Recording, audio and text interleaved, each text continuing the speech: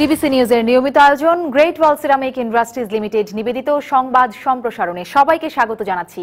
আমি শারমিন চৌধুরী। দিনের বাছাই করা সংবাদ এবং এর পর্যালোচনা নিয়ে সংবাদ সম্প্রসারণে আজ আমার সাথে অতিথি হয়ে এসেছেন ইকোনমিক টাইমসের সম্পাদক শওকত মাহমুদ এবং সমকালের উপসম্পাদক অজয় দাশগুপ্ত।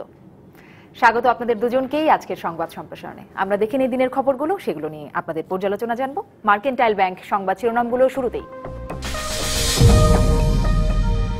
উপাচার্য ভবনে হামলাকারীদের ছাড় নয় বললেন ওবায়দুল কাদের। কোটা সংস্কার নিয়ে প্রধানমন্ত্রীর সুনির্দিষ্ট ঘোষণা না এলে আন্দোলন চালিয়ে যাওয়ার ঘোষণা।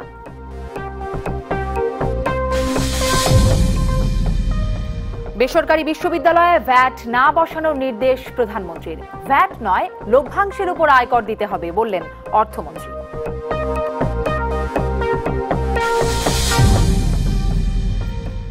এবং দুদকের দুর্নীতির মামলায় ফার্মার্স ব্যাংকের অডিট কমিটির সাবেক চেয়ারম্যান চিশতি ও তার ছেলে সহ 4 জন গ্রেপ্তার।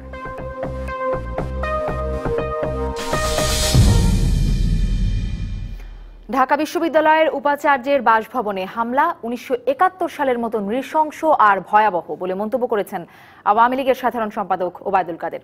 হামলাকারীদের ছাড় দেয়া হবে না জানিয়ে তিনি বলেন, সমঝোতার পর এখনো যারা আন্দোলন করছে তাদের উদ্দেশ্য কোটা সংস্কার নয়, রাজনৈতিক।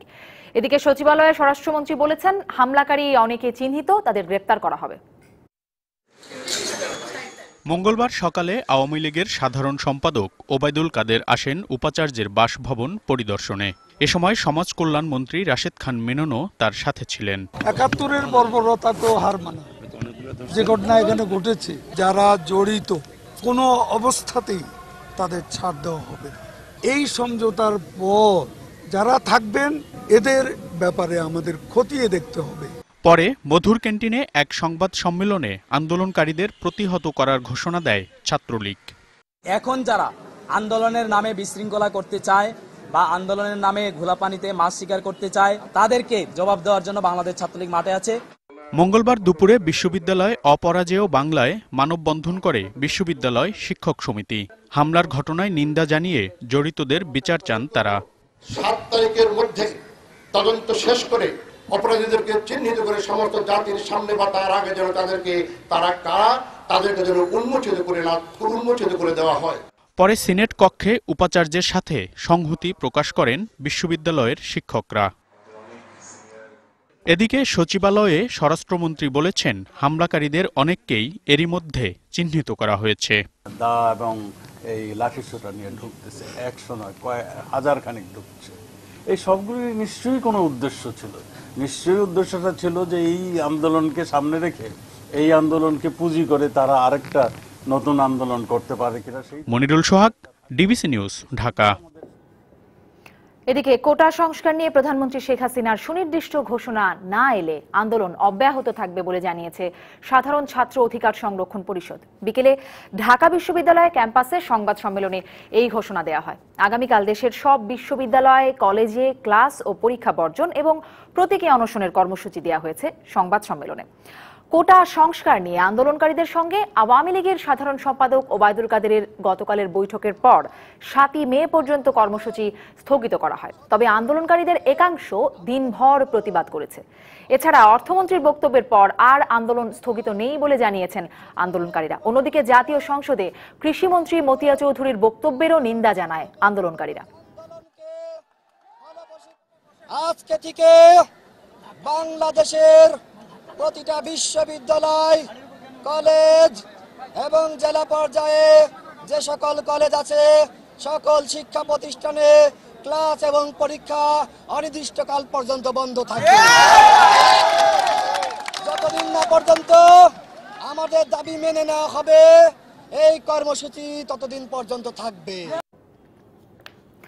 বেসরকারি বিশ্ববিদ্যালয়ে ভ্যাট আরোপ না করার নির্দেশ দিয়েছেন প্রধানমন্ত্রী শেখ হাসিনা। সকালে জাতীয় অর্থনৈতিক পরিষদের নির্বাহী কমিটি একনেকের বৈঠকে এই নির্দেশ দেন তিনি। বৈঠক শেষে সাংবাদিকদের এই তথ্য জানান পরিকল্পনা মন্ত্রী আ.হ.ম মোস্তফা কামাল। সোমবার এক আলোচনায় অর্থমন্ত্রী এবারের বাজেটে বেসরকারি বিশ্ববিদ্যালয়ে ভ্যাট আরোপের কথা বলেছিলেন। প্রধানমন্ত্রী অর্থমন্ত্রীর সেই বক্তব্য নাকচ করে দিলেন। পরে একনেক সভায় 15,683 কোটি টাকা ব্যয়ে 16টি উন্নয়ন প্রকল্পের অনুমোদন দেওয়া হয়।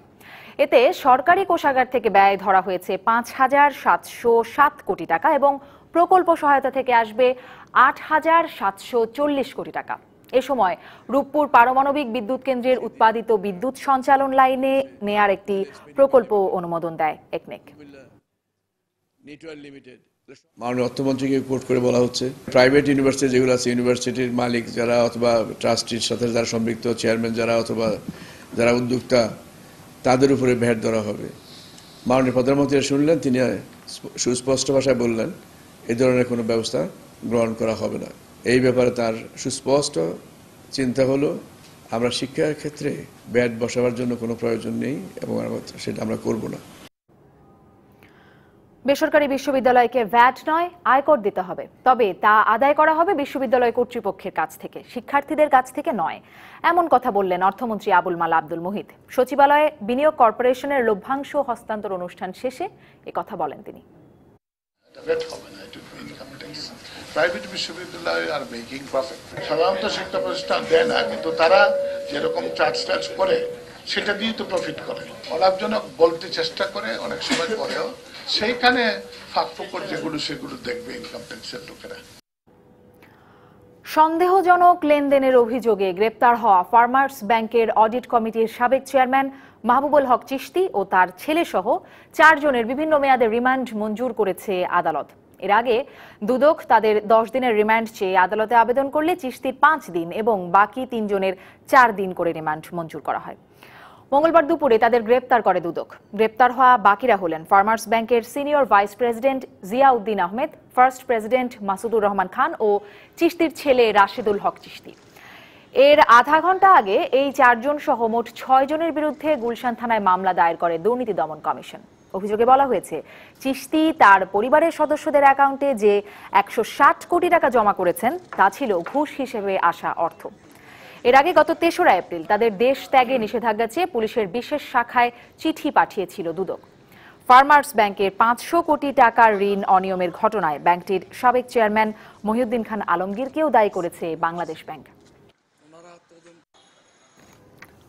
জানাচ্ছিলাম আজকের দিনের উল্লেখযোগ্য সংবাদগুলো। এই সংবাদগুলোর বিশ্লেষণ জানবো আমার অতিথিদের কাছ থেকে। প্রথমেই যে বিষয়টি নিয়ে কথা বলতে চাই, কোটা আন্দোলন, কোটা সংস্কারের আন্দোলনের সবশেষ যে পরিস্থিতি চলছে, এটি নিয়ে কথা বলবার জন্য আমরা রাশেদ খান, সাধারণ ছাত্র অধিকার সংরক্ষণ পরিষদের যুগ্ম আহ্বায়ক, তাকেও আমরা সংযুক্ত করে নেবার চেষ্টা করব টেলিফোনে। তার কাছ থেকে সবশেষ অংশ জানবার চেষ্টা করব।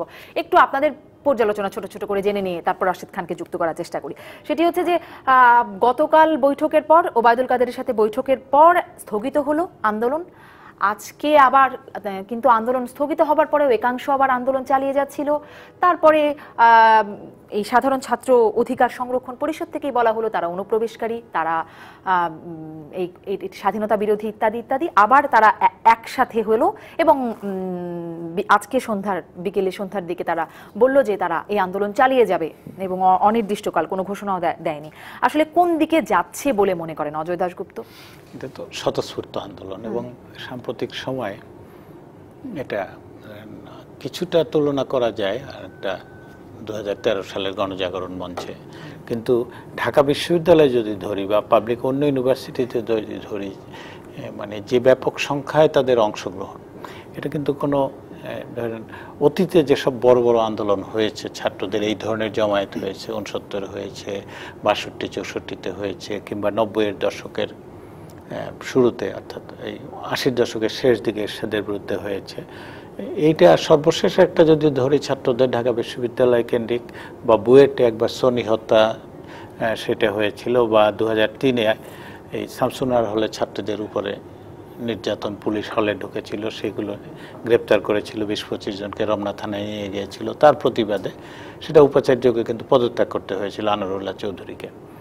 সেটার সঙ্গে এটার মৌলিক পার্থক্যটা হলো যে মানে সংগঠন নাই কিন্তু কোনো, একেবারে এই যে ছাত্র নেতা যারা আমরা ছাত্র নেতা বলছি এবং তাদের ডাকে রাত 2টার সময় 1টার সময় যদি কুয়েত মৈত্রী হল থেকে বা সুফিয়া কামাল হল থেকে শত শত ছাত্রী বের হয়ে আসে, এই উদাহরণ কিন্তু দ্বিতীয়টি। এবং শুধু ঢাকাই তো নয়, ঢাকার বাইরেও বাইরেও তো ছড়িয়েছে। সেটা তো দিনের বেলা, কিন্তু রাত 2টার সময় বা 1টার সময় দলে দলে মেয়েরা ক্যাম্পাসে চলে আসছে 1 কিলোমিটার 2 কিলোমিটার দূর থেকে, সেটা অবশ্যই একটা আবেগ কাজ করেছে, একটা ক্ষোভ কাজ করেছে। 69-এ গণ অভ্যুত্থানে তো হচ্ছে লাখ লাখ ছাত্রছাত্রী রাজপথে নেমে এসেছিল, কিন্তু এইরকম ঘটনাটা ঘটেনি। কিন্তু এটা একটা ভিন্ন বৈশিষ্ট্য। সমস্যাটা হচ্ছে কি, এখানে একত্র হয়েছে যারা, তাদের তো কোনো সাংগঠনিক কাঠামো নেই। কাজেই যে 24 জন বা 20 জন আওয়ামী লীগের সাধারণ সম্পাদক ওবায়দুল কাদের, তিনি তো ছাত্র আন্দোলনে অভিজ্ঞ, তিনি জানেন যে কি করে প্রতিপক্ষের সঙ্গে কথা বলতে হয়, বা ওনারাও এরকম কথা বলেছেন। তখন হয়তো আন্দোলনকারীর পক্ষ ছিলেন, এখন গেছেন ভিন্ন পক্ষে, তাকে মোকাবেলা করতে হয়েছে। জাহাঙ্গীর কবির নানক, তারা তো এগুলো জানেন কি করে কথা বলতে হয়, এবং একটা সমঝোতায় কিন্তু গেছেন। কিন্তু যারা সমঝোতা করেছে, ছাত্রলীগের কেন্দ্রীয় কমান্ডের একটা নির্দেশ কিন্তু তার নিজ পর্যন্ত পৌঁছে যায় এবং মানার একটা বাধ্যবাধকতা থাকে। ছাত্র দলে এরকম হয়, ছাত্র ইউনিয়ন বা জাসদ ছাত্রলীগ বা এই ধরনের সংগঠনে কিন্তু এই যে প্ল্যাটফর্মটা, তারা কিন্তু স্বতঃস্ফূর্তভাবে এসেছে। তার মধ্যে কিছু আহ্বায়ক, যুগ্ম আহ্বায়ক ইত্যাদি হয়েছে, কিন্তু তাদের যারা কথা শুনে তারা কিন্তু স্বতঃস্ফূর্ত দেয়। তারা যে সিদ্ধান্ত যোগাযোগ মন্ত্রীর সঙ্গে আলোচনায় যে 1 মাস সময় দিলাম এবং তার মধ্যে আটকদের ছেড়ে দেওয়া হবে, আহত যারা হয়েছে তাদের চিকিৎসার ব্যবস্থা করা হবে, এইটা কিন্তু তাদের ফলোয়ারদের অনেককে বোঝাতে পারেননি। এই সমস্যাটাই কিন্তু এবং যে তাদের মূল দাবি কোটা সংস্কার, সেটি সম্পর্কে ওবায়দুল কাদের বলেছিলেন পরীক্ষা নিরীক্ষা করে সেটা তো দুই পক্ষ তার সুবিধা অসুবিধা অনুযায়ী কথা বলবে। এক ধরনের আশ্বস্ত হয়ে গিয়েছিলেন ছাত্ররা। শওকত মাহমুদ, আপনার কি মনে হয় আসলে এখন আন্দোলনটি কোন পর্যায়ে আছে এবং কোন দিকে যাচ্ছে? দেখুন, অজয়দা যে কথাটি বলেছেন, এটা একটা স্বতঃস্ফূর্ত আন্দোলন এবং সাধারণ ছাত্রছাত্রীরাই কিন্তু এই আন্দোলনকে এ পর্যন্ত নিয়ে এসছে এবং তাদের দাবির যৌক্তিকতাও আছে। আমার কাছে প্রশ্ন হলো যে সরকার প্রথমেই যে ভুলটা করেছে সেটা হচ্ছে আন্দোলন দমন করতে গেছে। তারা যে দাবিগুলো করছে, এই আলোচনাটা মানে পুলিশি হামলা বা ছাত্রছাত্রীদেরকে ওখান থেকে সরানোর চেষ্টা করানোর আগে যদি সরকার এই বিষয়টা নিয়ে আলোচনায় বসতো, তাহলে আমি মনে করতাম যে সরকার একটা প্রজ্ঞার পরিচয় দিয়েছে। সরকার প্রথমে চেষ্টা করেছে পুলিশকে দিয়ে পিটিয়ে তাদেরকে হটিয়ে দেওয়ার জন্য, এবং সরকারের ধারণাই ছিল না যে আন্দোলনটা কত ব্যাপক ভিত্তিক। সেকেন্ডলি, কিছু পোষ্য মিডিয়াকে দিয়ে চেষ্টা করেছে উল্টোপাল্টা খবর দিয়ে যে সাংবাদিকরা বয়কট করেছে, খবর দিবে না। কারা বয়কট করেছে, কোন সাংবাদিকরা, সেটা আমরাও কিন্তু জানি না। এবং আন্দোলন স্থগিত হয়ে গেছে বলে একটা প্রচার করা হয়েছে। আন্দোলন স্থগিত ঘোষণা এসছে সত্য, যাদের সঙ্গে আলোচনা তারা করেছেন তাদেরকে আমরা ধরেই নিচ্ছি যে প্রথমে তারা এই আন্দোলনকারীদের প্রতিনিধি হিসেবে সেখানে গেছেন। তাদের প্রতিনিধিত্ব সম্পর্কে কিন্তু সাধারণ ছাত্রছাত্রীদের কোনো আপত্তি ছিল না। যেটা সরকারের উচিত ছিল যে আসলে যে তারা প্রতিনিধিত্ব করছেন এবং যারা বাইরে বসে আছেন ঢাকার বিশ্ববিদ্যালয়ের মানে ক্যাম্পাস জুড়ে বা সারা দেশের ক্যাম্পাসগুলোতে, তারা যদি ফিরে গিয়ে এই কথাটি বলতো যে আমাদের সঙ্গে মন্ত্রীদের এই আলোচনাটি হয়েছে এবং তারা আশ্বাস দিয়েছেন যে পরীক্ষা নিরীক্ষা করা হবে, এই কনসেন্টটা কিন্তু নিলে কিন্তু এই সমস্যাটা হতো না। তারা ওখানে আলোচনা করে সরাসরি এসে তারা বলে দিয়েছে যে স্থগিতের ঘোষণা, এটা কিন্তু সাধারণ ছাত্রছাত্রীরা মেনে নেয়নি। সেই কারণেই কিন্তু আরেকটা জন্ম হয়েছে অধিকার সংরক্ষণ পরিষদের, এবং সাধারণ ছাত্রছাত্রীরা কিন্তু আন্দোলন চালিয়ে যাচ্ছে। এবং যারা গতকাল স্থগিতের ঘোষণা দিয়েছে তারা এখন আলাদা জায়গায় প্রেস কনফারেন্স করে বলছে যে আমরা স্থগিত করে দিয়েছি, কিন্তু স্থগিতের ঘোষণা কিন্তু সাধারণ ছাত্রছাত্রীরা মানেনি। আমার কথা হচ্ছে তারাও তো পরবর্তীতে বলছে, তারাও কিন্তু আবার এক শেষ খবর হচ্ছে তারাও একাত্মতা। তারা সকাল থেকে বলছিল যে তারা মানে যারা বরঞ্চ আন্দোলন করছে তারপরও চালিয়ে যাচ্ছে স্থগিতের ঘোষণার পরে, তারা অনুপ্রবেশকারী, তারা স্বাধীনতা বিরোধী। কিন্তু সন্ধ্যার খবর তারা আবার এসে বলছে যে আমরা আন্দোলন চালিয়ে যাচ্ছি, প্রধানমন্ত্রীর ঘোষণা আসা পর্যন্ত। এখন বিষয়টা হচ্ছে যে সরকারের এই যে তাদের মধ্যে মানে ভাঙ্গন ধরানো, এবং ভাঙ্গনের মধ্যে এখন বোঝা যাচ্ছে যে একটা মাইনরিটি অংশকে নিয়ে সরকার চেষ্টা করছে, এবং সরকারের একটা দমন নীতির পরিষ্কার আভাস যে আজকে ভিসির বাসভবনে গিয়ে সেখানে বলেছেন যে ৭১-এর মতো এরকম নারকীয় হামলা হয়নি এবং তাদের বিরুদ্ধে ব্যবস্থা নেওয়া হবে, তাদের সবার ছবি আছে। এর অর্থ হচ্ছে যে আগামী ৭ই মের মধ্যে যারা আন্দোলন করছে, এবং বলছে যারা এখানে বসে আন্দোলন করবে তাদেরকে এখানে বসতে দেওয়া হবে না, এটা ছাত্রলীগের প্রেস কনফারেন্সের টোনটা এরকম। তাহলে কি হবে, সরকারি আন্দোলনে ভাঙ্গন ধরাতে চেষ্টা করছে। আমার কাছে মনে হয়েছে এটাই সরকারের একটা ভুল পথে এগোচ্ছে। সেকেন্ডলি, আপনি দেখুন অর্থমন্ত্রী কালকে বেসরকারি বিশ্ববিদ্যালয়ের ছাত্রদের ব্যাপারে মানে ভ্যাটের ব্যাপারে একটা ঘোষণা দিয়েছেন, পরে পরিকল্পনা মন্ত্রী হয়ে প্রধানমন্ত্রী এটাকে নাকচ করে দিয়ে বলেছেন যে না, এটা আয়কর তো সবাই দিবে, যারা ট্রাস্টি এরা তো আয়কর দিবেই। তো বেসরকারি বিশ্ববিদ্যালয়ের ছাত্রদের জন্য ওই ঘোষণা আপনি কত ঘন্টার মধ্যে, কয়েক ঘন্টার মধ্যে আপনি পরিবর্তন করে দিলেন যে না এটা হবে না, এটা হবে। তাহলে কোটা সংস্কারের আন্দোলনের যে দাবিটা, তারা বলছে যে এই 56% কোটা এটা কমানো হোক, সংস্কার করা হোক, বাতিল না।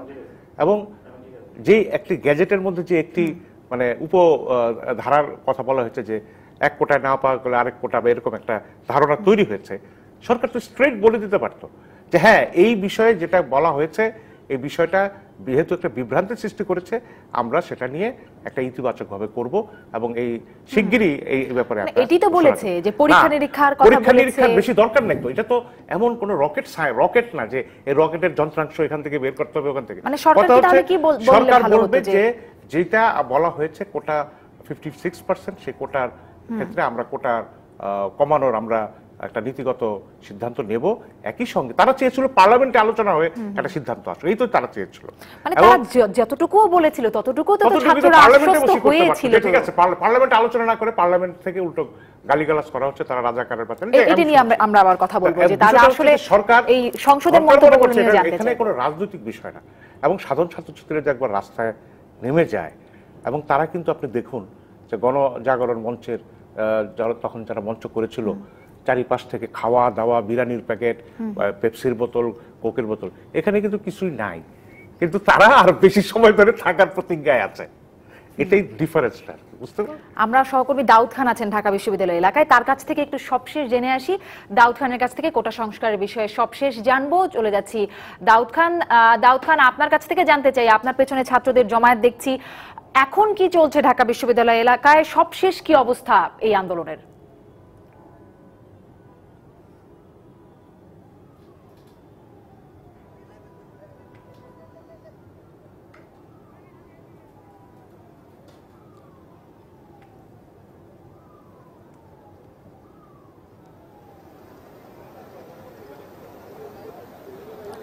শারমিন, আজ সকাল 11টা থেকে আন্দোলন কর্মসূচি, যেটি শিক্ষার্থীদের একটি অংশে, সেটি চলছিল। তবে ঠিক বেলা 5টার পর থেকে আন্দোলনটি একটি নতুন মাত্রা যোগ হয়েছে, কারণ এর আগে সরকার প্রতিনিধি সেতুমন্ত্রী ওবায়দুল কাদের এবং আওয়ামী লীগ সাধারণ সম্পাদক ওবায়দুল কাদেরের সাথে আন্দোলনকারীদের যে বৈঠক হয়েছিল, সেখান থেকে একটি সিদ্ধান্ত এসেছিল যে তারা আগামী মাসের 7 তারিখ পর্যন্ত তারা তাদের কর্মসূচি স্থগিত করবেন। কিন্তু এর পরবর্তীতে আন্দোলনকারীদের মধ্যে একটি অংশ তারা তাদের যে আন্দোলন কর্মসূচি সেটি চালিয়ে যাওয়ার ঘোষণা দিয়েছিলেন এবং গতকাল এবং আজ সকাল 11টা থেকে তারা আন্দোলন কর্মসূচি চালিয়ে আসছিলেন। কিন্তু যে প্রতিনিধি দলটি এর আগে সেতুমন্ত্রীর সাথে বৈঠক করেছিলেন, তারাও কিন্তু আজকে ঢাকা বিশ্ববিদ্যালয়ের যে কেন্দ্রীয় গ্রন্থাগার রয়েছে সেখানে তারা অবস্থান করেছিল এবং 5টার পরে এই দুইটি ভাগে যে বিভক্ত হয়েছিল, তারা দুইটি গ্রুপই তারা আবার একসাথে হয় এবং পরবর্তীতে তারা তাদের যে সিদ্ধান্তটি হয়েছিল এর আগে 7 তারিখের পর্যন্ত তাদের যে আন্দোলন কর্মসূচি স্থগিতের, সেটি থেকে তারা সরে আসে।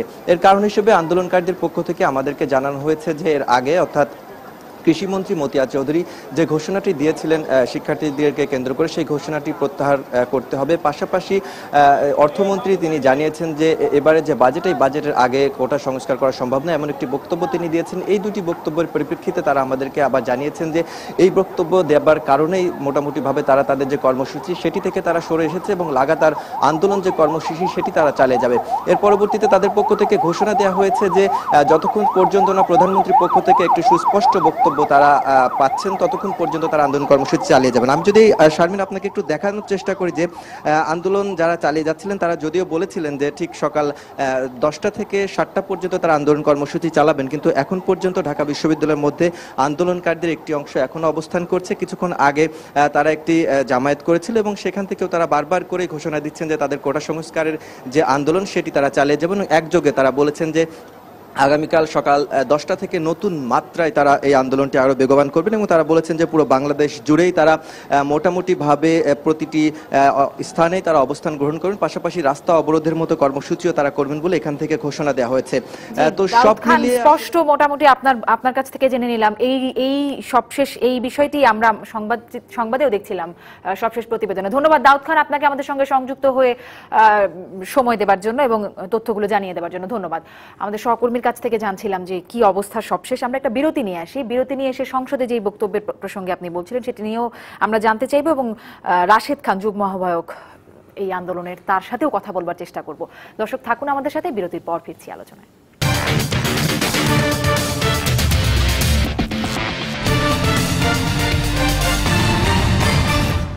বিরতির পর স্বাগত সংবাদ সম্প্রসারণে। দর্শক, কথা বলছিলাম কোটা সংস্কারের আন্দোলনের সবশেষ অবস্থা নিয়ে। আর এই মুহূর্তে আমাদের সঙ্গে টেলিফোনে যুক্ত হচ্ছেন সাধারণ ছাত্র অধিকার সংরক্ষণ পরিষদের যুগ্ম আহ্বায়ক রাশেদ খান। রাশেদ খান, আপনি আমাকে শুনতে পাচ্ছেন? রাশেদ খান, আপনাদের গতকাল আলোচনার প্রেক্ষিতে, ওবায়দুল কাদেরের সাথে আলোচনার প্রেক্ষিতে আন্দোলন স্থগিত হলো, তারপরে একদল আন্দোলন চালিয়ে গেল। আপনারা বললেন তারা অবাঞ্ছিত, তারা অনুপ্রবেশকারী, এরপরে আবার সন্ধ্যায় একাত্ম হয়ে বললেন আন্দোলন চলবে। অবস্থানের পরিবর্তন কেন করলেন? অবস্থান পরিবর্তনের কারণ হচ্ছে, আপনারা জানেন কালকে আমাদের একটা টিম জননেতা ওবায়দুল কাদের স্যারের সাথে দেখা করতে গিয়েছিল। তো সেখানে একটা সিদ্ধান্ত আসে, কিন্তু সেই অবস্থায় আবার কৃষিমন্ত্রী বাংলার 98% ছাত্র সমাজকে রাজাকারের পাচ্ছে বলে একটা গালিগালাজ করে, যে কারণে পুরো ছাত্র সমাজ ক্ষোভে ফেটে পড়ে এবং তাদেরকে, এই ছাত্র সমাজকে এই যে মতিয়া চৌধুরীর যে বক্তব্য, এই বক্তব্যের কারণে তাদেরকে বেশ কন্ট্রোল করা কষ্টকর। তারা কিছুতেই মাঠ থেকে যাইতে পারছে না। আপনারা জানেন যে আমরা মাননীয় প্রধানমন্ত্রী যে বক্তব্য দিয়েছিল, আমরাও কেন্দ্রীয় কমিটির যারা ছিলাম তারা সেই বক্তব্যের সাথে একমত পোষণ করেছিলাম। মাননীয় প্রধানমন্ত্রীর কথা আমরা স্বাগত জানিয়েছিলাম, কিন্তু ছাত্র সমাজ এটা মেনে নিচ্ছে না। আর আরেকটা বিষয়, আজকে অর্থমন্ত্রী বলেছেন যে আসন্ন বাজেটের আগে সম্ভব নয় পুরো সংস্কার করা, যে কারণে ছাত্র সমাজ। জি রাশেদ খান, কিন্তু অর্থমন্ত্রীর বক্তব্যের যে বিষয়টি আপনারা বলছেন, অর্থমন্ত্রী তো গতকাল বেসরকারি বিশ্ববিদ্যালয়ের ভ্যাট আরোপ করার কথাও বলেছিলেন। আজকে তার অবস্থান থেকে প্রধানমন্ত্রী মানে তার অবস্থানের সাথে একমত হননি এবং আরোপ করা হবে না বলছেন। অর্থমন্ত্রীও আজকে বলছেন আমি কি বলতে কি বলেছি, হয়তো কি বলতে কি বলেছি, তিনিও তার অবস্থান থেকে সরে আসছেন। এবং তিনি যখন কোটা নিয়ে কথা বলেছেন, তিনি তখন কিন্তু এটাও বলেছেন এটি আমার মন্ত্রণালয়ের বিষয় না, তবুও প্রধানমন্ত্রীকে পরামর্শ দিয়েছি। অর্থমন্ত্রী তো এই বিষয়ে আসলে এখতিয়ার ওনার নেই বলে উনিও বলছেন। যিনি এখতিয়ার আছেন, যাকে দায়িত্ব দেওয়া হয়েছে, ওবায়দুল কাদের আওয়ামী লীগের সাধারণ সম্পাদক, তিনি আপনাদের সাথে কথা বলেছেন। তারপরেও কেন মানে অর্থমন্ত্রীর বক্তব্যের প্রেক্ষিতে আন্দোলন? সেটা হচ্ছে এক এক মন্ত্রী এক এক কথা বলছে, যেগুলো ছাত্র সমাজের মাঝে বিভ্রান্তি সৃষ্টি করছে। ছাত্র সমাজ চাচ্ছে এই আন্দোলন শুধু আমাদের আন্দোলন না, পুরো বাংলাদেশের প্রতিটা বিশ্ববিদ্যালয়, কলেজ, সব প্রতিটা জায়গার মানুষের আন্দোলন। তো এই আন্দোলন ছাত্র সমাজ কিছুতেই বন্ধ করতে চাচ্ছে না। তারা চাচ্ছে, যেহেতু মন্ত্রীরা বিভিন্ন বক্তব্য দিচ্ছে, যে বক্তব্য তাদেরকে সন্তুষ্ট করতে পারছে না, এক এক সময় এক একজন এক এক বক্তব্য দিচ্ছে, তারা এখন চাচ্ছে আমাদের মমতা মা শেখ হাসিনা ছাত্রদের জন্য সুস্পষ্ট একটি বক্তব্য দিক এবং এই বক্তব্যে অবশ্যই সুস্পষ্ট ঘোষণা থাকবে যে আমাদের দাবিগুলো কতটুকু মানা হলো। এবং ছাত্র সমাজের দাবিতেই ছাত্র সমাজকে কন্ট্রোল করা বেশ এখন টাফ হয়ে যাচ্ছে। এই কারণে আমরা আবার সিদ্ধান্ত থেকে বদলে ছাত্র সমাজের সাথে আসলাম, যাতে করে তারা সহিংস না হয়ে ওঠে এবং দেশের কোনো ভয়ানক অবস্থা ছিল হয়। এই জন্য আমরা আবার এটা শুরু, এই প্রোগ্রামটা কর্মসূচি, আমাদের কর্মসূচি অব্যাহত রাখলাম। যেহেতু আমাদের মাননীয় প্রধানমন্ত্রীর কাছ থেকে মোট কথা, এখন মাননীয় প্রধানমন্ত্রীর উপর আমাদের ভরসা, তিনি ব্যাখ্যা দিবেন এবং আমাদের দাবি কতটুকু মানলেন তাই স্পষ্ট ব্যাখ্যা পাওয়ার পরে ছাত্র সমাজ থেকে ছেড়ে যাবে। সবাই এই ধরনের সিদ্ধান্ত নিয়ে। তাহলে বিষয়টা কি এরকম, প্রধানমন্ত্রীর কাছ থেকে ঘোষণা আসার আগ পর্যন্ত আপনারা আন্দোলন চালিয়েই যাবেন? হ্যাঁ, বাংলা ছাত্র সমাজ সবাই এরকম সিদ্ধান্ত নিয়েছিল। আপনারা অবগত আছেন যে আমরা কিন্তু সিদ্ধান্ত অর্ডার ছিলাম, আমরা সিদ্ধান্ত সচিবালয় থেকে আমাদের টিম করে আসছিল, কিন্তু তারপরেও ছাত্র সমাজ কিন্তু আন্দোলন বন্ধ করেনি, তারা কিন্তু চালিয়ে গিয়েছে। তাদের চালিয়ে যাওয়ার কারণে কিন্তু আমাদের আবার তাদেরকে নিয়ন্ত্রণ করার জন্য আমরা আবার আসছি। আমরা কিন্তু তাদের দাবিতে আসছি, কারণ তাদেরকে অবশ্যই নিয়ন্ত্রণ করতে হবে। নিয়ন্ত্রণ করার ছাড়া এই আন্দোলন সহিংস মাত্রায় রূপ নেবে, তাই আমাদের এখানে আবার ফিরে আসা, অন্য কোনো কারণ নাই। রাশেদ খান, ছাত্রলীগ বলছে যে আপনাদের এই যারা আন্দোলন এখনো চালিয়ে যাচ্ছেন, সমঝোতার পরে তাদেরকে প্রতিহত করা হবে, এই বিষয়ে কি বলবেন? আপনারা জানেন যে ছাত্রলীগের প্রতিটা অধিকাংশ নেতা কর্মী শুরুতে আমাদের আন্দোলনের সাথে ছিলেন এবং ছাত্রলীগের, আপনারা জানেন আমাদের একটা ফেসবুক গ্রুপ আছে, সেই গ্রুপে 695 জন ছাত্রকর্মী একটা স্ট্যাটাস ছিল, সেখানে কমেন্ট করে একাত্মতা প্রকাশ করেছিলেন। ঢাকা বিশ্ববিদ্যালয়ে 95 জন এবং বাংলাদেশের অগণিত ছাত্রলীগ এই আন্দোলনের শুরুতে সহায়তা করেছে। আমরা আশা করছি ছাত্রলীগ আমাদের ভাই, তারা তাদেরও তো আমাদের মতো সাধারণ ছাত্র, তাদেরও চাকরি দরকার। আমরা আশা করছি ছাত্রলীগ আমাদেরকে আমাদের আন্দোলনে 71 পাস করুক, আমাদের আন্দোলনে সহায়তা করুক। রাশেদ খান আরেকটি বিষয়, সেটি হচ্ছে যে আপনারা নিশ্চয়ই এটি বুঝতে পারছেন যে আপনারা যখন আন্দোলনটি করছেন রাস্তায় মানুষের ভোগান্তি হচ্ছে, হাসপাতালে যেতে পারছে না বা কর্মস্থলে যেতে পারছে না, সবখানেই যে সমস্যাটা হচ্ছে, এই বিষয়ে আপনাদের এই বিষয়ে আপনারা কেমন অনুভব করছেন? মানুষের ভোগান্তি নিয়ে এটা কি ভাবছেন একবারও? আমাদের কর্মস্থল সাধারণ থেকে ক্যাম্পাসের ভিতরেই আমরা জনদুর্ভোগ, অ্যাম্বুলেন্স যারা হাসপাতালে যাবে তাদের অ্যাম্বুলেন্স গুলো আমরা ছেড়ে দিচ্ছি, আমরা জনদুর্ভোগ সৃষ্টি করছি না। কিন্তু যেহেতু আমাদের দাবিগুলো অনেক সময় অনেকে ঠিকভাবে নিচ্ছে না, মানে কর্তৃপক্ষ সিদ্ধান্ত, আপনারা জানেন যে জনপ্রশাসন মন্ত্রণালয় থেকে এক ধরনের সিদ্ধান্ত আসে, আবার সেটা একটা মন্ত্রীর কাছ থেকে আরেক ধরনের, এ ধরনের বিভ্রান্তমূলক সিদ্ধান্ত ছাত্র সমাজ মেনে দিচ্ছে না। তাই তারা চাচ্ছে যে তারা অটল থাকবে, তাদের সিদ্ধান্তে অবস্থান কর্মসূচি চালিয়ে দেবে যতক্ষণ না পর্যন্ত কোনো ঘোষণা আসে। আপনাদের কোনো প্রশ্ন আছে রাশেদ খানের কাছে? আচ্ছা, আপনার কি ছাত্রলীগ নেতা বা অন্য যেসব ছাত্র সংগঠন আছে বাংলাদেশে তাদের নেতাদের সঙ্গে কোনো আলোচনায় বসেছেন? ছাত্রলীগ নেতারা আমাদের সাথে শুরুতে ছিল, আপনারা জানেন যে আমাদের যে আহ্বায়ক সে একজন ছাত্রলীগের নেতা, আমরা তাদের সাথে আছি। আমাদের এখানে ছাত্রলীগের অনেকে এখানে জড়িত, কমিটিতে আছে। তো আমরা যারা এখানে ছাত্রলীগের সাথে তাদের আলোচনা হয়েছে আমাদের আহ্বায়কের সাথে, এবং এর আগে ছাত্রলীগের ভাইয়ের সাথে কথা বলেছে। তো এইভাবে আমরা তাদের একজনের সমর্থন আছে বলে আমরা এই পর্যন্ত আসছি। আমরা আশা করি শেষ পর্যন্ত ছাত্রলীগ ভাইরা আমাদেরকে সাহায্য, আমরা তো তাদের ভাই, ছোট ভাই, ক্যাম্পাস ছোট ভাই। উপাচার্যের বাসভবন নিয়ে আপনাদের কোনো পরিস্থিতিটা কেন এরকম গেল?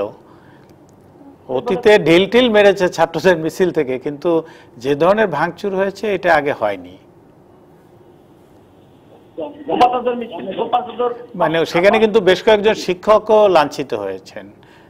আমাদের স্যারের বাসায় স্যার নিজেই বলেছেন যে এই যারা দুষ্কৃতিকারী, যারা আগুন দিয়েছে, এরা কখনোই আমাদের ছাত্র না এবং আন্দোলনের সাথে যারা জড়িত তারা নয়, এরা বহিরাগত এবং স্যারকে হত্যার উদ্দেশ্যে তারা এসেছিল। তো আমরা বলতে চাই যে আমাদের মধ্যে এই ধরনের কোনো উস্কানি ছিল না।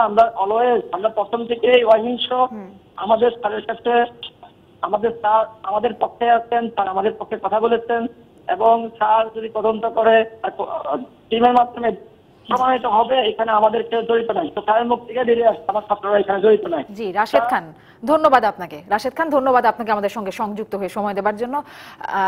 রাশেদ খানের কাছ থেকে আমরা অনেক কিছুই জানলাম, যেটি তারা বলছে তারা আসলে দুজন মন্ত্রীর বক্তব্যের প্রেক্ষিতে আন্দোলন চালিয়ে যাচ্ছেন। একজন হচ্ছেন অর্থমন্ত্রীর বক্তব্য এবং কৃষিমন্ত্রী যে বক্তব্য দিয়েছেন, আসলে কৃষিমন্ত্রীর বক্তব্য প্রত্যাহারের দাবিও তারা জানাচ্ছেন। অজয় দাশগুপ্ত কৃষিমন্ত্রীর বক্তব্য নিয়ে মন্তব্য। কৃষিমন্ত্রী তো সংসদে কথাগুলো বলেছেন, তার একটি কথাকেই ধরেছে যে মুক্তিযোদ্ধার সন্তানদের কোটা সুবিধা দেব নাকি রাজাকারের বাচ্চাদের দেব, সেটাকেই হতেই পারে যে ছাত্রদের মধ্যে মনক্ষুণ্ণ হতে পারে যে সবাই তো, এমনকি ছাত্রদের এটা কৌশলগত নাকি যেমন এই যে বলতেছিলেন প্রধানমন্ত্রী সম্পর্কে মমতাময়ী মা, কিংবা এই যে বঙ্গবন্ধু শেখ মুজিবুর রহমানের ছবি ইত্যাদি সেইটাই সামনে রাখা, এটা এটাই যদি সেন্টিমেন্ট হয়, আবার এই যে কোটা ইত্যাদি সেটা তো শেখ মুজিবুর রহমান বা তার কন্যা বা বর্তমান প্রধানমন্ত্রী তাদের দিক থেকেই এসেছে আর কি। কাজেই বঙ্গবন্ধুর ছবি রেখে কোনো সরকারের যাতে রোষে পড়তে না হয় সেটা হতে পারে, আবার সরকারের কাছ থেকে আদায় করা এই দাবিটা তো সরকারের দিক থেকে খুবই ইতিবাচক দিক ছিল। যে পরশু রাতের ঘটনা, উপাচার্যের বাসভবনে হামলা হয়েছে, অনেক শিক্ষক নিগৃহীত হয়েছেন, তারপরেও কিন্তু খুব সকালের মধ্যেই কিন্তু বা সেই রাতেই কিন্তু উত্তপ্ত অবস্থাতেই জাহাঙ্গীর কবির নানক বিশ্ববিদ্যালয়ে গিয়েছেন, কথা বলেছেন এবং পরের দিন সকালেই বৈঠকে বসতে চেয়েছেন। সেই উদ্যোগটা তো গভর্নমেন্টের দিক থেকে বলা যায় যে একটা মুখোমুখি অবস্থানে থাকতে চায়নি, বরং সমাধানে থাকতে চেয়েছে। তবে ব্যাপক ছাত্রছাত্রী এই আন্দোলনে সামিল হয়েছে। হয়তো অভিন্ন মত সবার থাকবে নেতাদের তা না, কিন্তু ব্যাপকতায় কোনো সন্দেহ নেই। এইরকম পরিস্থিতিতে অর্থমন্ত্রীর যে এটা ভ্যাট নিয়ে কিন্তু গতবারেও চেষ্টা হয়েছিল, তারপরে ছাত্ররা রাজপথে নেমে পরে দেখা গেছে উনি যে বললেন যে মালিকরা দিবেন, বাস্তবে তো মালিকরা আবার ছাত্রদের উপরে চাপিয়ে দেয়। এবং আমাদের বর্তমান সময়ে আমরা দেখছি যে ধনবানদের কতগুলো প্রেশার গ্রুপ কিন্তু দাঁড়িয়ে গেছে, তারা ব্যাংক থেকে সুযোগ সুবিধা নিচ্ছে, তারা প্রাইভেট ক্লিনিক যখন করছে সেইখানে তারা প্রেশার সৃষ্টি করে তাদের স্বার্থটাকেই বড় করে দেখছে, তারা এই প্রাইভেট বিশ্ববিদ্যালয় করে সেইখানটাকে একটা যত না শিক্ষা তার চেয়ে বেশি বাণিজ্যে পরিণত করছে। পরিবহন খাত মানুষের যাত্রী সেবার চেয়ে তাদের বিষয়টা, লাভের বিষয়টা মুখ্য হয়ে গেছে। এই জায়গাটা কিন্তু অর্থ মন্ত্রণালয়, জাতীয় রাজস্ব বোর্ড, অনিয়ম হইলে দুদক, এই কাজগুলো যে এই প্রতিষ্ঠানগুলোর যে ফাংশনগুলো সেটা কিন্তু তারা করতে পারতেছে না। যার ফলে অর্থমন্ত্রী যখন বলেন যে ভ্যাট আদায় করব, তখন মালিকরা সঙ্গে সঙ্গে বিশ্ববিদ্যালয় মালিক হয়ে গেছে। তো বিশ্ববিদ্যালয়ের তো পরিচালনা কর্তৃপক্ষ থাকার কথা, উপাচার্য, কিন্তু এরা ব্যাংকের যেমন মালিক বলছে, চায়ের দোকানের যেমন মালিক বলছে, এই রাস্তার ফুটপাতের দোকানের যেমন মালিক, এখন বিশ্ববিদ্যালয়েরও মালিক হয়ে গেছে, ব্যাংকেরও মালিক হয়ে গেছে। এই জায়গাটা কিন্তু অর্থমন্ত্রীর এরকম একটা উত্তপ্ত পরিস্থিতিতে কথা বলে আমি কখন কি বলেছি সেটা মানে কি বলতে অর্থমন্ত্রী বলতে পারে থিতিয়ে দিচ্ছেন। অর্থমন্ত্রী এবং কৃষিমন্ত্রী যা বলেছেন এটাকে কোনোভাবে হালকাভাবে নেওয়া যাবে না, এবং তারা সকালে একরকম বলবেন, বিকালে একরকম বলে, বয়সের কারণে এগুলো কোনোভাবে মেনে নেওয়া যায় না। কারণ যারা দায়িত্বশীল পদে আছেন, না ব্যক্তিগত মন্তব্য করতে যান কেন? একজন মন্ত্রী একটা সেন্সিটিভ ইস্যুয়ে কোনো ব্যক্তিগত মন্তব্য করতে পারেন না। মতিয়া চৌধুরী কোনোভাবেই সংসদে দাঁড়িয়ে কথা বলতে পারেন না। এটা এটা এটা বুঝতে হবে, কারণ ছাত্রদের এই আন্দোলনটা একটা সেন্টিমেন্টাল মুভমেন্ট অলসো। তাহলে তারা না খেয়ে তারা আজকে ঘন্টার পর ঘন্টা ওখানে দাঁড়িয়ে আছে, এবং কোটা পদ্ধতি প্রত্যেক সরকারই দিয়েছে, এটা শুধু একজন দুজন দেয়নি। এবং বিএনপি কিন্তু এখানে এই কথা বলেছে যাদের 2020-30 ভিশনে যে কোটা একদম কমিয়ে 5% নিয়ে এসে মেধার ভিত্তিতে সুযোগ দেওয়া উচিত। আমার কথা হচ্ছে যে সরকারের বিএনপির পক্ষ থেকে সংবাদ সম্মেলনে বলে দিয়েছে যে বিএনপি মুক্তিযোদ্ধা কোটা, নারী কোটা এবং প্রান্তিক জনগোষ্ঠী কোটা ছাড়া বাকি কোটা সংস্কারের পক্ষে। ভিশন রূপকল্প 2030 এইভাবে লেখা। সেটি তো মানে মুক্তিযোদ্ধা কোটা 30%, নারী কোটা 10%, ক্ষুদ্র নৃগোষ্ঠী বা প্রান্তিক জনগোষ্ঠীর কোটা 5%। 56 না, শুধু জেলা কোটা ছাড়া কোটার পরিমাণ কমিয়ে দেবে। এবং তারেক রহমানের বক্তব্য যেটা প্রচার হয়েছে, সে আগেও বলেছে যে 5% নামিয়ে আনবে সব কোটা। আমার কথা হচ্ছে যে সরকারের মন্ত্রীদের কথায় বিস্মিত হওয়ার কিছু নেই, কারণ সরকারের প্রায়োরিটি হচ্ছে আন্দোলনকে দমিয়ে রাখা। আপনি অর্থমন্ত্রী যে কথা বলেছেন, সরকারের লাভ না, এটাই তো আমারও তো প্রশ্ন। কারণ আপনি দেখেন আজকে ভিসির বাড়িতে অ্যাটাক হয়েছে, আমরা কিন্তু এই হামলার তীব্র নিন্দা করি, এবং আমরা চাই যে কারা এগুলো করেছে এবং যারা করেছে তাদের বিরুদ্ধে দৃষ্টান্তমূলক শাস্তি হতে। আমরা একটা বিরতিতে যাই, কিন্তু আমার কথাটা শেষ করে নিই, বিরতি নেন। তা আমি কথা হচ্ছে যে ভিসির বাড়ির হামলাটি এখন প্রায়োরিটি সরকারের, যে খুঁজে বের করতে হবে, গ্রেপ্তার করতে হবে, সব ছবি আছে। কোটা সংস্কারের ব্যাপারে যে পরীক্ষা নিরীক্ষা, এই পরীক্ষা নিরীক্ষা করতে কতক্ষণ সময় লাগার কথা? এটা তো কোনো আইন না, এটা একটা সেকেন্ডারি লেজিসলেশন, উপবিধি। সরকার প্রধান বললেই কিন্তু এটা সংশোধন করে। তারপর সংস্থাপন মন্ত্রী কোথায়? ওবায়দুল কাদের সংস্থাপন মন্ত্রীর দায়িত্ব আছে।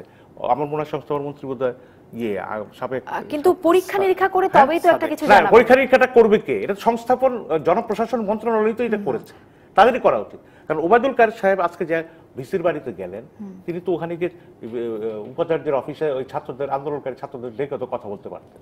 সচিবালয়ে কথা বলেছেন, ছাত্রদের সাথে সচিবালয়ে বলেছেন, সেখানে তো বলতে পারেন। তিনি তো সমস্ত মুভমেন্ট প্রত্যক্ষ করছেন, তিনি তো কথা বলেছেন। আমি আসলে শপথ মাহমুদ যেই বিষয়টি, যে এই যে আপনার এই প্রসঙ্গ থেকে আমি একটা বিরতিতে যাই, এবং আমি যখন ফিরবো অনলাইন পত্রিকা এই সম্পর্কিত অনেকগুলো খবর পাবো নিশ্চয়ই, তখন আমি অজয় দাশগুপ্ত আপনার কাছ থেকে এটি জানতে চাইবো যে সরকার কি আসলে কোটা সংস্কারের ব্যাপারে তাদের মনোভাব ইতিবাচক আসলে মনে হচ্ছে কিনা আপনার, এটি একটু জানতে চাইবো। বিরতির পরে ফিরছি, দর্শক থাকুন সাথে।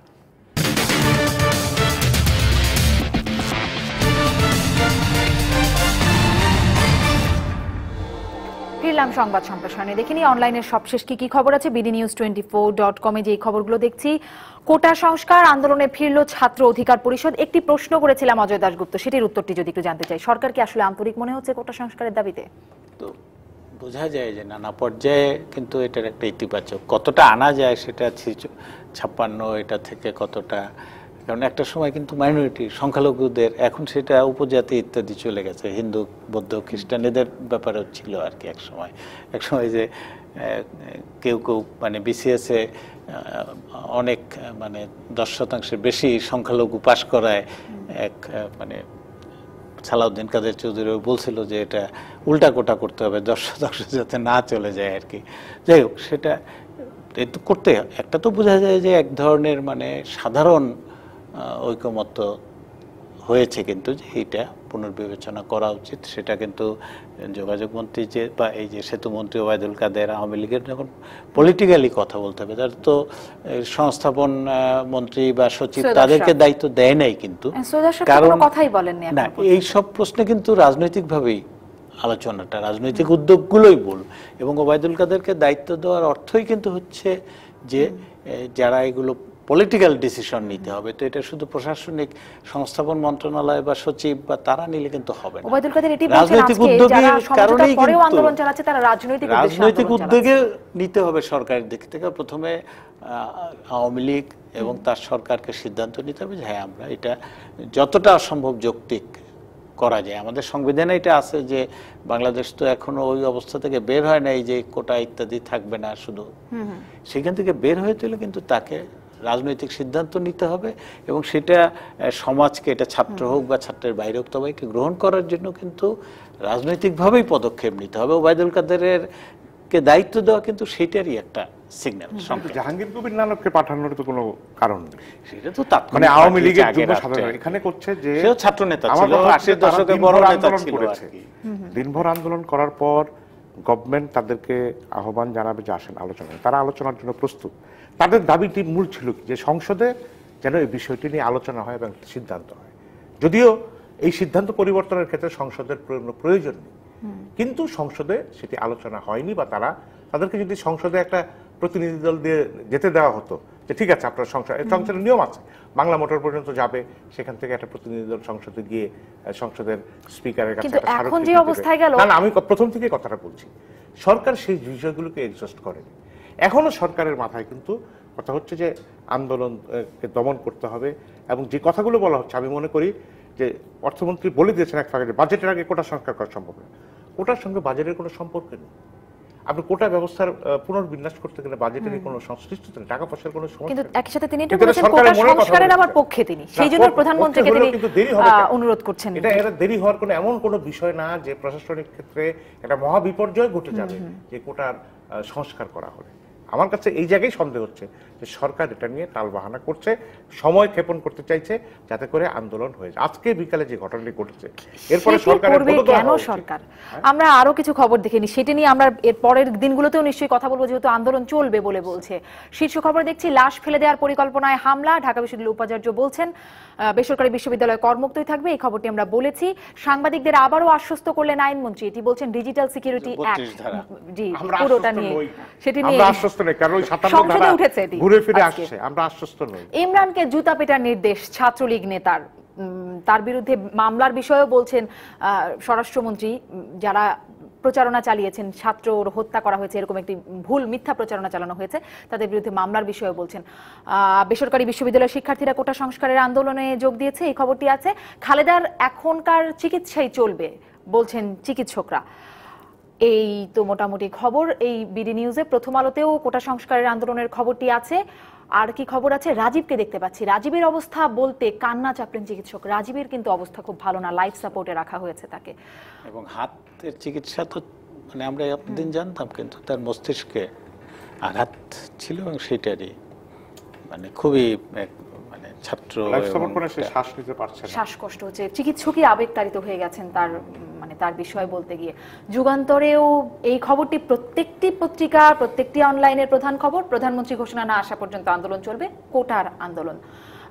বিএনপি নেতা আলাল কারামুক্ত হয়েছেন, এটি একটি খবর আছে। শিক্ষার্থীদের জীবনের কথা ভেবে সেদিন পুলিশ ডাকিনি বলছেন উপাচার্য।